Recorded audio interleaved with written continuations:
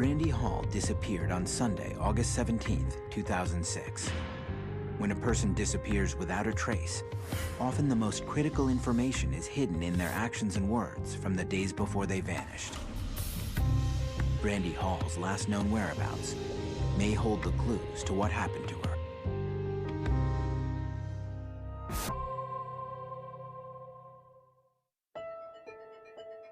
It's Thursday night, August 16th, 2006. 32-year-old Brandy Hall has just begun her shift at the volunteer fire station in Malabar, Florida. Brandy is one of only 2 female firefighters in the squad, but she fits right in and is well liked by her colleagues. Brandy's the kind of a person that comes around once in a lifetime that's truly, genuinely sincere about helping others. If you were going to be anybody in the fire service, you'd want to be like Brandy Hall. Brandy is something of a local hero. Her adventurous spirit shaped by the sandy swamps and palm groves of Bull Creek, where she grew up. I think growing up in Bull Creek did good for Brandy. It's just like a little community that everybody sticks together and takes care of everybody. Bull Creek's amazing. It's 22,000 acres of beautiful woods, and that was our playground out there. We learned how to grow up back there. From an early age, Brandy was a strong, tough girl. I was initiated by Brandy. The first day I met her, she threw me into the mud. Brandy's very much the tomboy who wore Wranglers and boots and camouflage jackets, and that was Brandy. She was more like a boy. She did everything boys did. She drove the airboat, she drove the 4-wheelers and 3-wheelers, and she fed off that stuff. She loved it. She liked being better than the boys. She was a happy girl. She was always the one that had the bright ideas. Although Brandy seemed invincible, she almost lost her life in a 3-wheel all-terrain vehicle accident when she was 11. She happened to go up a hill, and the 3-wheeler came back onto her face. Her skull was fractured, both her jaws were broken, a couple other cheekbone areas were broken. She was in surgery, I think it was 10 to 12 hours, I believe, something like that. It was really traumatic. After a month in the hospital, Brandy was released and underwent home care for another year. Despite lifelong pain and scarring, and several more surgeries as she continued to grow, Brandy rebounded. I don't think the accident changed her. She had too much willpower. She had too much strength and want to do in her life, and you don't pick on Brandy. It don't matter whether she had a 3-wheeler accident or not. She was still gonna kick your butt if you picked on her. But Brandy's accident did profoundly affect her in another way. I believe it made her dedicate her life to wanting to help other people. That's why she became the firefighter and an EMT and a paramedic, because she wanted to always be there to help everyone. Fresh out of high school, Brandy began volunteering at the Hollapaugh Fire Station. It's there that she met Jeff Hall, another firefighter, and her future husband.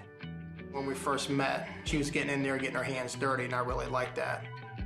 I mean, she was mixing it up good, just like the other guys.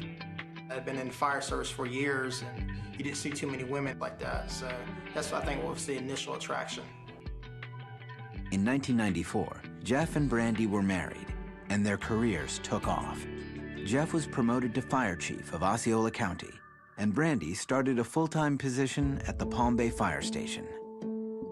She was an excellent firefighter, and she could go in at a moment's notice and tell you exactly what was going on by the color of the smoke, the sounds that the building makes. She saved 95% of the homes that she went on. Despite working 24-hour shifts, Brandy and Jeff made time to start a family, first having a girl and then a boy. Oh, she was a fantastic mother. You couldn't ask for a better mother. Being a firefighter, she worked 1 day on and 2 days off. Jeff and Brandy worked the same shift, so I would have them on their day that they worked all day and all night. She'd always call me and tell me to make sure that they were breathing, to put my hand on their stomach to make sure they're breathing. maybe with some of the scenes that she saw, and she just wanted to make sure that they were still alive. She just loved her children and she loved her job.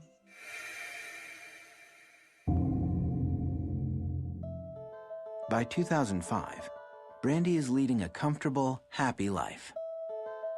But on July 2nd, she receives shocking news. Her husband Jeff and a friend are arrested for marijuana cultivation.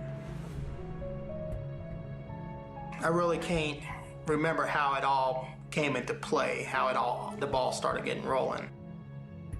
Just thought it would be fun and not really having the thought of the repercussions of such actions. It was a stupid mistake. The grow operation was located on 13 acres of land, south of where Brandy and Jeff live with their children. Jeff pleads guilty to the charges, but maintains that Brandy has nothing to do with it. Brandy thought I was renting the property to somebody. I was able to hide the money because we made a great deal of money. I had my pension, Brandy had a good salary, and also I had told people that I had rented our property for a pretty decent amount of money. But Jeff is unable to shield Brandy from the repercussions of his crime. The property is in both his and Brandy's name, so she is also legally responsible. 6 days later, the authorities come to the fire station to arrest Brandy. I could not believe it. I saw no reason why or how they even got an arrest warrant for her. I was very surprised. They waited till she was on duty and came and basically made a public spectacle out of her. When I picked her up from jail, she was just in shambles.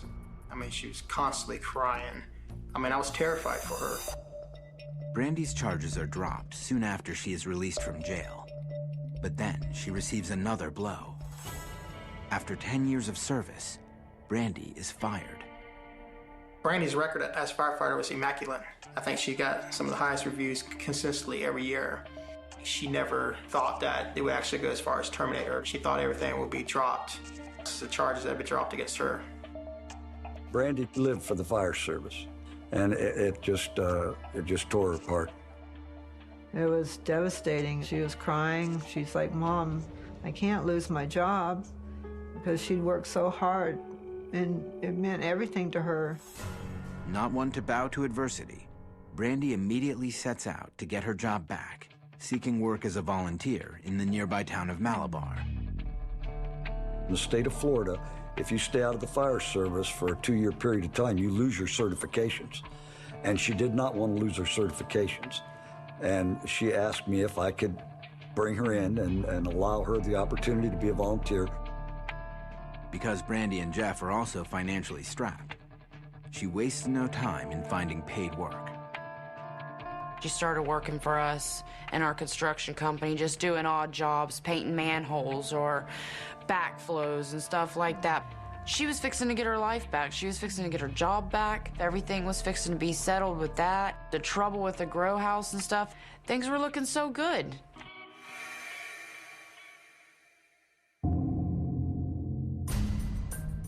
A year after his arrest, Jeff has a court date to be sentenced for his crime. Although there's a chance of getting off on probation, Jeff's former position as fire chief could bring the law down harder on him. I was the chief. I was this political figure. Brandy was afraid I was going to go to jail for a minimum mandatory of 3 years, if not higher. In hopes of helping lighten the sentence, Brandy agrees to be a character witness on Jeff's behalf. She also enlists the help of her boss at the Malabar Fire Department. I was approached by Brandy the evening before the court trial for her husband, and she asked if I would go to be a character reference at his trial, and hopefully it may soften the punishment. On the eve of Jeff's hearing, Brandy is scheduled to stay at the station overnight. As she always does when she's working, Brandy says prayers with the children over the phone before they go to bed. I called Brandy to say the prayer with the kids. We talked, and then I said, "Okay, I'll see you tomorrow." An hour after hanging up the phone with Brandy, Jeff receives another call. Mom had called me and said, "Jeff, do you realize that your court schedule had changed till like 8 o'clock in the morning?" So I called and left a message with the lawyer, and I immediately tried to call Brandy. But Jeff is unable to reach her. Brandy doesn't answer her phone, and her voicemail box is full. That morning when I woke up, I talked to my attorney. He goes, no, there's nothing to worry about. We just need to be there early. Don't be there at 1 o'clock. Get there around 10 or 11 o'clock, and I'll meet you there. And then I tried to call Brandy. I never could get a hold of her. I called the fire department. They said she had already left. Because Brandy's shift ends at 7 a.m., Jeff believes his wife is on her way home. But as he prepares the kids for school, Brandy doesn't show up. I don't know if there's anything that could describe that. I mean, I was scared. I knew in my heart I was going to go to jail. Dropping the kids off at school, man, I was crying. Jeff says goodbye to his children and begins the hour-long journey to the Osceola courthouse for his sentencing hearing. While driving, he continues trying to find Brandy. I finally got a hold of TJ. He worked with Brandy at the fire station. They were good buddies. He said, Jeff, she left last night, about 10:30. Jeff is shocked. If Brandy left the station the night before, where is she now? I mean, I was driving to court. I was worried to death I was going to be late there, not knowing what was going to go on, and it was just crazy. I was scared, and it just felt lost. Coming up, in a tragic piece of timing, one parent goes to jail while the other remains missing. Everything's running through my mind. What about the kids? Where's Brandy? It was terrifying.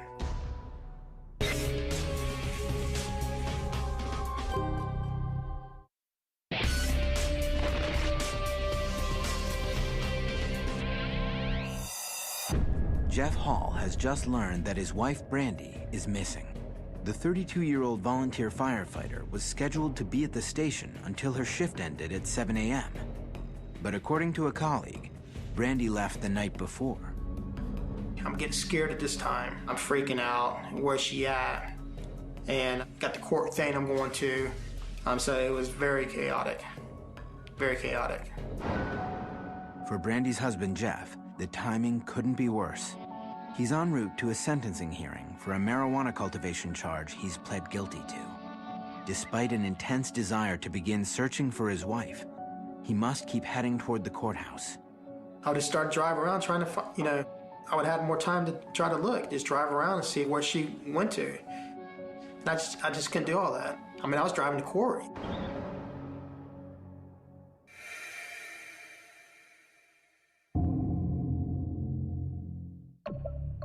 Jeff arrives at the courthouse, hoping against all odds that Brandy will be there.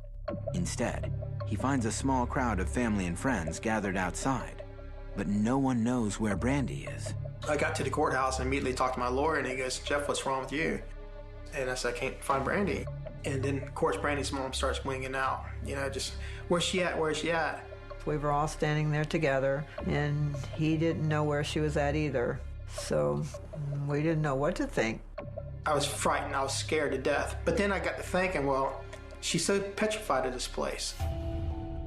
Jeff recalls an earlier episode when Brandy refused to enter the court building.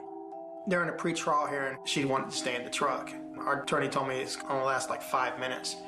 But she was so scared to go into that courthouse, she stayed in the truck. She was just terrified, totally terrified. I mean, just the whole atmosphere. I mean, it's just this whole part of our life was a very scary time. It was very traumatizing. Jeff hopes that his wife has simply gotten cold feet. At the moment, he has no choice but to put his thoughts of Brandy aside and focus on his sentencing. The hearing didn't last, I wouldn't think, maybe half an hour at that. Well, I lost all track of time.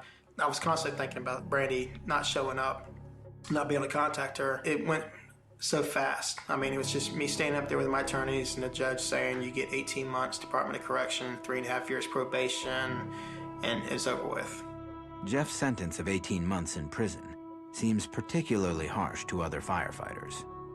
They wanted to make an example because, we're in a trusted position, and that can't be tolerated. Your law enforcement and your fire and EMS are the people that have impeccable reputations, and to do this, it lost the trust of all the people. So, you got to abide by the law.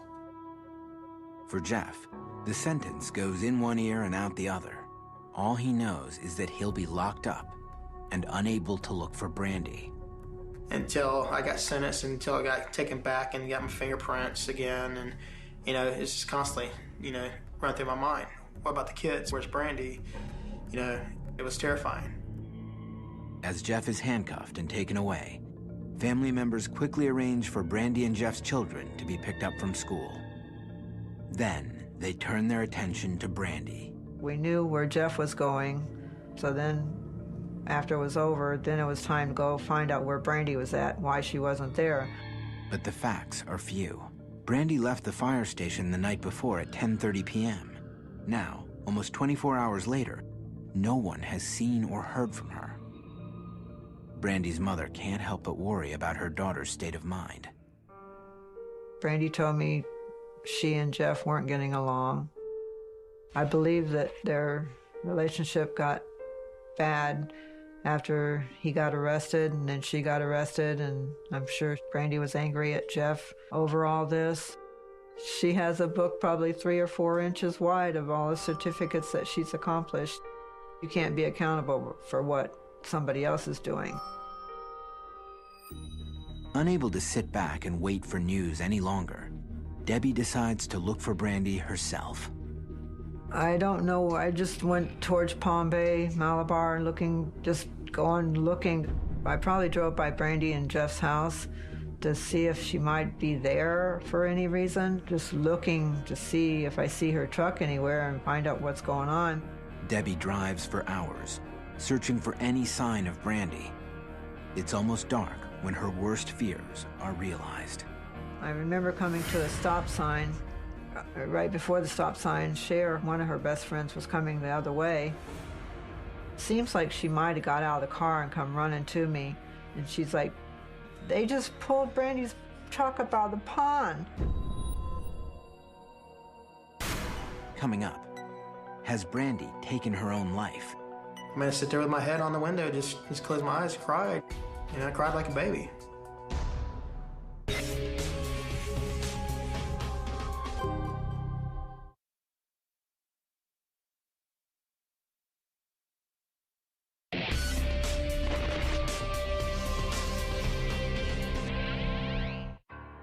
Florida firefighter Brandy Hall never came home after ending her shift early on August 17, 2006. Her husband Jeff had no time to look for her before making a scheduled court appearance. Now he's sitting in jail, completely isolated from any news in the search for his wife. When I was in the holding cell, I had no contact with my family, so if something should arise, I wouldn't know if Brandy showed up or didn't show up. And I was worried sick the whole time, and this was hours and hours and hours. I was just sitting there with my head against the wall, against the window, just, stomach in a knot, sick in my stomach. Through the window of his cell, Jeff is able to see a television that the guards are watching. When the 11 o'clock news begins broadcasting, he gets the shock of his life. I looked up and I seen a picture of Brandy's truck being pulled out of a pond, and I just started going crazy. Emotionally, because it's obvious her truck. That was her pride and joy. Her truck. It's always her truck. I'm starting to freak out in my mind and saying, okay, what's going on here? Why is this, and just didn't know what to think. I was like a basket case at this point in time. Jeff can only imagine what the images mean. He must wait to learn anything more until he is finished being processed. I went to the 23-hour lockup, and I don't even know what time that was. When you get in there, you're allowed one phone call. I was able to call my mom, and she tried to fill me in. She tells him that earlier in the day, a man fishing in Palm Bay found a firefighter's bunker bag.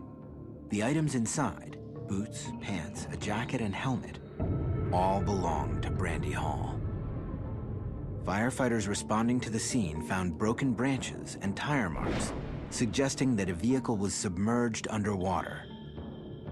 They work with police to pull the truck out and confirm that it's Brandy's.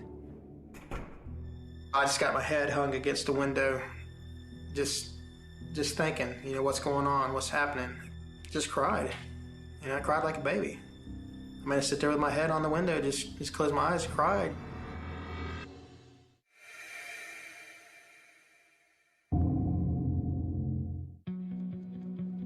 In Palm Bay, firefighters and police officers work into the night to look for Brandy.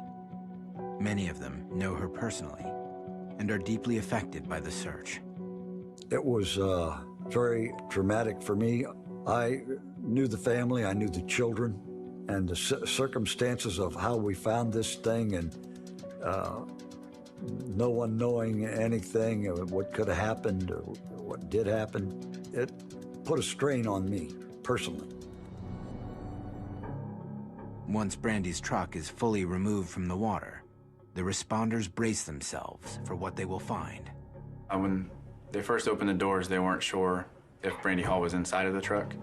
When they let the water out of the vehicle and looked inside, they discovered that Miss Hall was in fact not in the vehicle.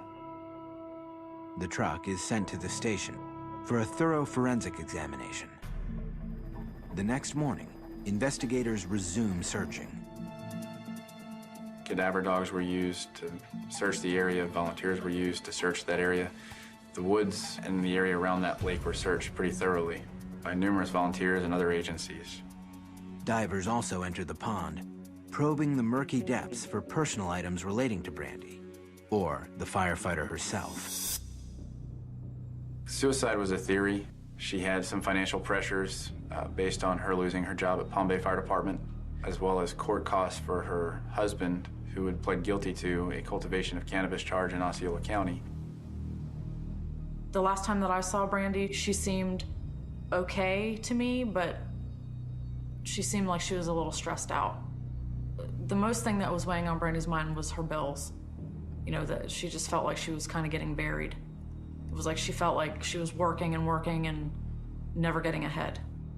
We didn't talk about Jeff's sentencing hearing a lot because the kids were around that day, but she did mention that, you know, she was nervous about the outcome and what was going to happen.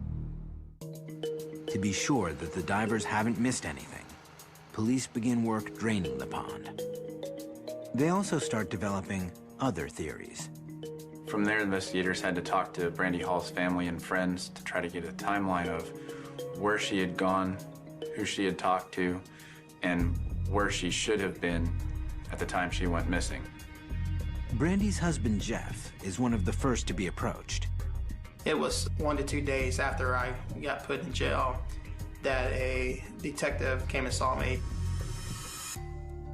Basically asked me if I did anything bad to her, and I said no, I didn't. Jeff goes over with the detective the last contact he had with his wife. He spoke with her around 9:30 the night before her truck was found, which would have been August 17th, when she called to say the prayers with her kids. He tried calling her at approximately 11 o'clock and was unable to reach her. Detectives also speak to firefighters who were working with Brandy the night she disappeared. Brandy Hall had told her coworkers that she just wasn't feeling good, and her stomach seemed upset, so she was going to go home and sleep. Surveillance video from the fire station seems to confirm nothing out of the ordinary occurred that last night. They looked at the video at the Malabar Volunteer Fire Department to make sure she didn't have any altercations with anybody there, as well as to see if anybody had followed her out of the parking lot. The footage shows Brandy relaxed and at ease, speaking with her fellow firefighters in the station. She left by herself, and she did not appear to be in any kind of distress or emotionally upset or anything. She left as anybody would leave work. The timestamp on the surveillance cameras pinpoints Brandy's departure at 10:50 p.m. Investigators look next at Brandy's phone activity. Cell phone records confirm that Brandy Hall called home approximately 9:30 at night, which would have been around the kids' bedtime. Cell phone records also confirmed that Jeff Hall had attempted to call Brandy Hall at approximately the time she would have been leaving the Malabar Volunteer Fire Department. Both calls are consistent with Jeff's statement. But Jeff wasn't the last person to speak to Brandy that night. Cell phone records also showed there was a phone call at 11:05 p.m. where there was an 11-minute conversation, which ended up being the last conversation documented that Miss Hall had. Coming up, could this call lead police to Brandy's whereabouts? Get more Disappeared online at investigationdiscovery.com.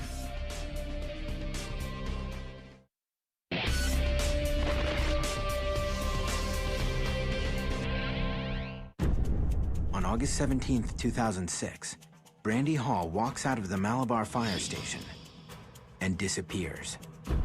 According to coworkers and in surveillance footage, Brandy's last hours at work don't seem out of the ordinary.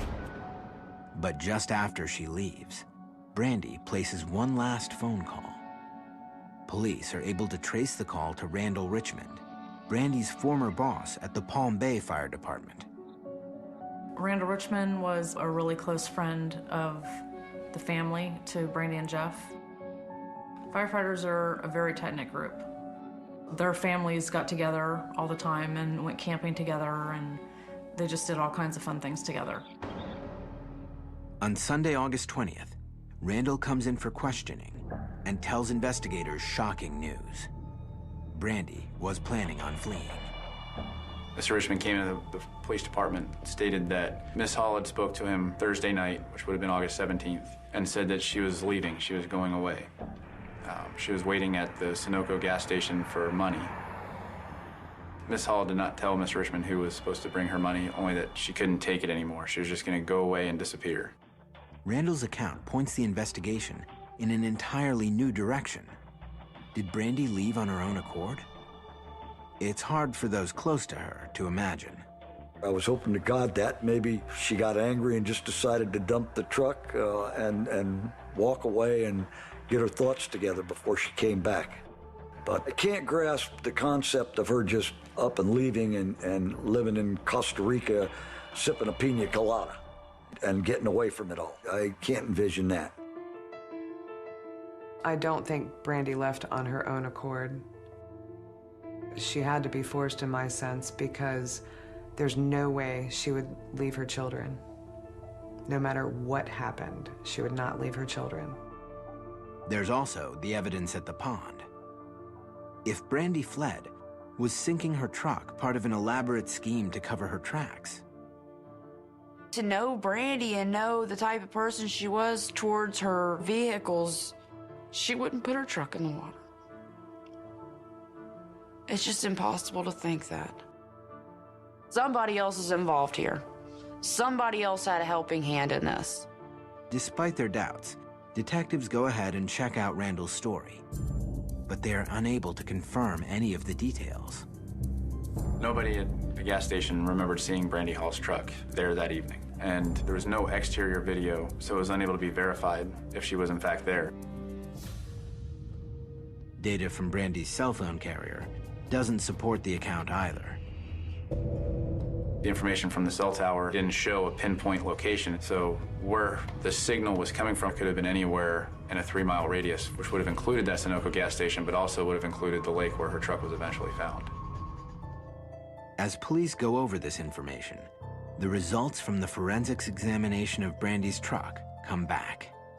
Detectives have found blood, and it belongs to Brandy. The blood was in the map pocket of the driver's side door and also on the driver's side floorboard. Again, it was difficult to determine how much blood was there because of the water being mixed with it. So we couldn't tell just from looking at the blood if there was enough to say that the person would not have been able to survive with whatever injury caused that blood. The new clue fuels speculation that Brandy staged her own murder in order to disappear. Miss Hall would have known how to draw her own blood based on her training as a paramedic and as an EMT. She would have been around needles and would have had opportunity to do so. Meanwhile, police finished draining the pond where Brandy's truck was found. They couldn't find her body, so at that point, suicide seemed the least likely.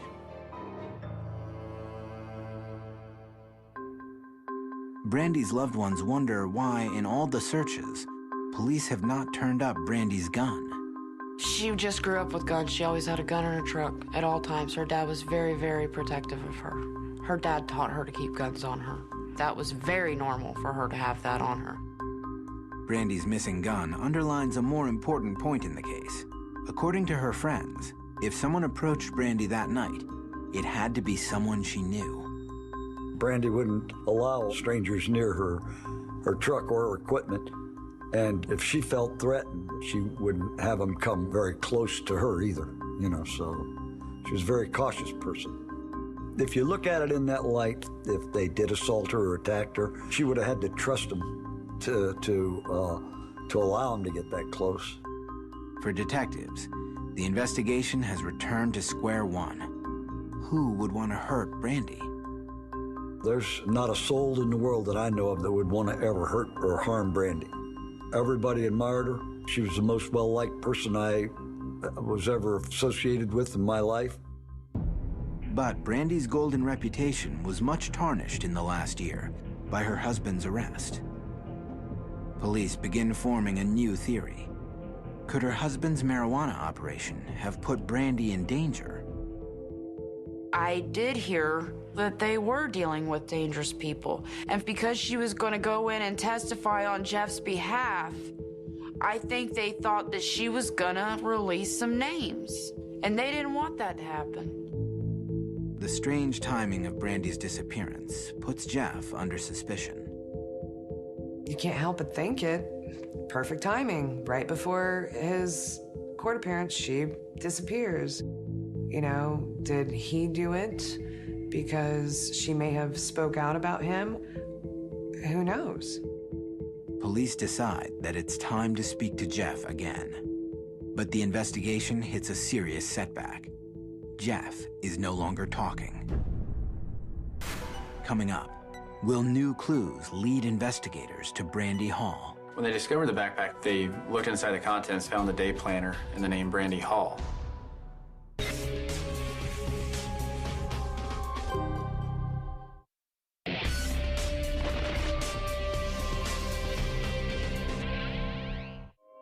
It's been a week since Brandy Hall's truck was found in the bottom of a pond in Palm Bay, Florida. But the 32-year-old mother of two is still missing.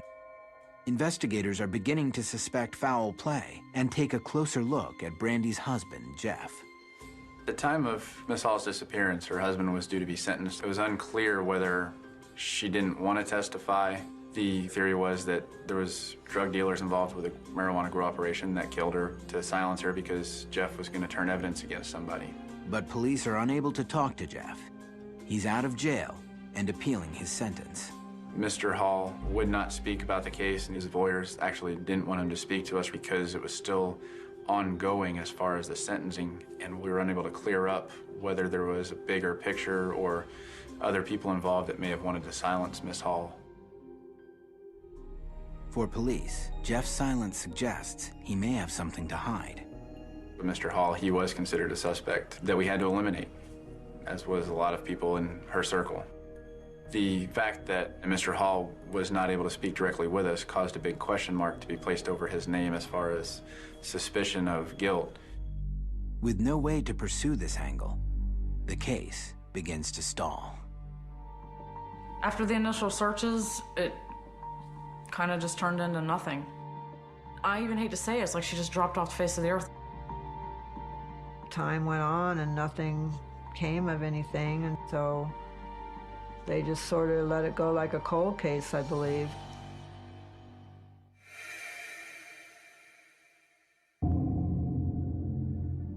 Almost a year has passed since Brandy Hall has gone missing. Family and friends find it increasingly difficult to hold on to the hope that Brandy is alive, when suddenly a clue surfaces. On June 28, 2007, a backpack was discovered in a canal in Indian River County that was found to be Miss Hall's backpack that contained her day planner and some other personal items.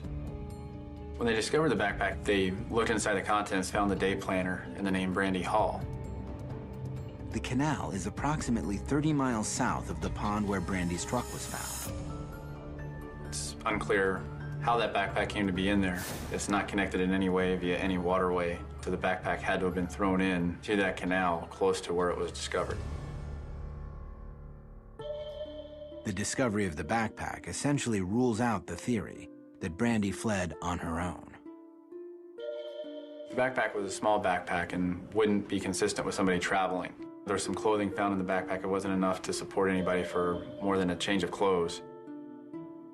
Loved ones are also struck by the absence of Brandy's medication, which she took to fight the pain of the ATV accident she had as a child. Brandy went nowhere without her medication because she would have major headaches. The medicine stayed in that backpack and they were never found. Detectives follow through with the new lead. but are disappointed by the lack of results. After the backpack was discovered, Miami Search and Rescue came back up with side-scanning sonar to check that canal to determine if maybe her body had been dumped in there, or if she was in that canal, or if there was any other evidence items. It ended up being just another dead end, so to speak, in this investigation. Again, the search for Brandy hits a standstill. But then, there's movement in the case. After 14 months of silence, Brandy's husband, Jeff, agrees to talk. I first spoke directly with the investigators as soon as the appeals process was over with.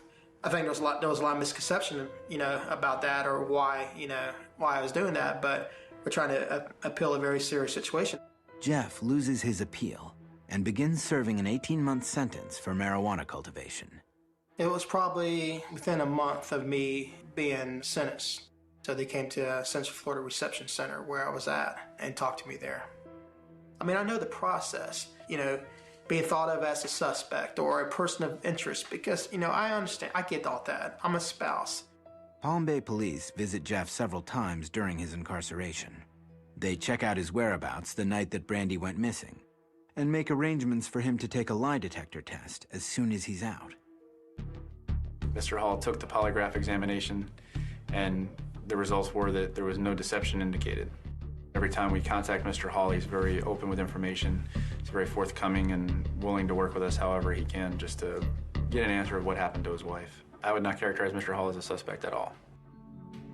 In speaking with Jeff, Detective Pusatir is also able to clear up the rumors that Brandy was kidnapped or killed to prevent her from speaking out in court. There's not no drug syndicate out of Mexico like was rumored to have, or some big, huge operation. I say that's nonsense. I mean, total nonsense. It was a smaller grow operation. They were just getting started. There was no Colombian drug lords out to kill them that had come up in some of the rumors that, oh, I think she was killed by drug dealers. We were able to eliminate that as a possible motive. For Jeff, the feeling that his crime may have colored people's perception of Brandy's disappearance weighs heavily on him. Would things have been handled differently if I didn't go to jail? Would more people have been concerned about looking for her? And, that just sucks. It's something that I did. And I got weight on my shoulders because I went to jail, did something wrong. And that's hard to live with. But with Jeff's cooperation, police are able to consider a new angle. They take a closer look at Randall Richmond, Brandy's former boss, with whom Jeff believes she was having an affair. After she went missing, I found one of her cell phones, and I found some text messages. The text messages, pretty much at that point in time, made me realize that her and Randall were having an affair. But police have already looked at Randall. He was the last person to speak to Brandy on August 17th, the night she disappeared. In December of 2007, I wrote a search warrant for Mr. Richmond's vehicle. This was based on the fact that he was the last person to communicate with her. On August 18th, his truck was seen several times not far from where her truck was discovered. His vehicle was seized and a search warrant executed on it, looking for trace evidence of blood or any hair or fibers that belonged to Miss Hall. No evidence is found inside Randall's vehicle, and when he is called in for questioning, the exact nature of his relationship with Brandy is difficult to define. Mr. Richmond characterized their relationship as an emotional affair, that he never crossed any boundaries. But others close to Brandy have a different perspective. Brandy did confide in me about having an affair. I don't think it was a planned thing. I think it kind of just happened. Some say that for Randall's wife, the rumors were real enough to provoke a very public reaction, 7 months before Brandy went missing. Several witnesses told investigators that they saw Anne Marie Richmond and Brandy Hall have a verbal confrontation over Brandy's relationship with Randall Richmond. It came up later in the investigation that several people, including Jeff Hall, saw threatening text messages back and forth between Brandy Hall and Anne Marie Richmond, where they were sending threats back and forth to each other. But Palm Bay police have trouble substantiating any of this information. Anne Marie Richmond claimed to not know anything of what was going on, and Mr. Richmond consistently claimed that he did not know what happened to Brandy Hall other than that last phone call where she said she was going to disappear. Neither Randall nor his wife has ever been named a suspect or person of interest in the case. While rumors still circulate, Brandy's loved ones remain focused on what's most important, finding Brandy. I just don't want people to lose sight of the kind of person that she was, because a lot of us make horrible and wrong decisions and choices in our life, but it doesn't necessarily make us a bad person. And she was a good person, and I don't believe she ever meant to hurt anybody. She was just trying to live her life and love her kids and have her family, you know? And I miss her a lot. Years have passed since Brandy's 2006 disappearance. With no answers and no new leads, Brandy's family and friends struggle to keep on without her. I saw Brandy every day. We were a close family, and it's so hard that she's not here. It's like somebody wake me up out of this horrible, horrible nightmare. I was close with her. She was like a daughter. She did so much for this department, and it hurts that she's gone now. Her picture's all over this fire station. This has gone on too long, and it's impacted too many people here. When we go back in Bull Creek, it's hard on me because I think of Brandy all the time. I think she talks to me through the trees. I don't know why, but I'll find myself staring at a tree and it dances, and there's not a tree around it that's doing the same thing. Although Brandy's husband Jeff is out of jail and reunited with his family, his life will never be the same. He misses his wife, and so do their children. I mean, if they would find her alive or find her dead, I think it would be easier on the kids. Definitely, they think about it every day, I'm sure. You know, because my son even asked me, are we still looking for Mom? He's still looking for Mom. Yes. You cannot pull the wool on kids' eyes, you know, especially when it comes to their mom.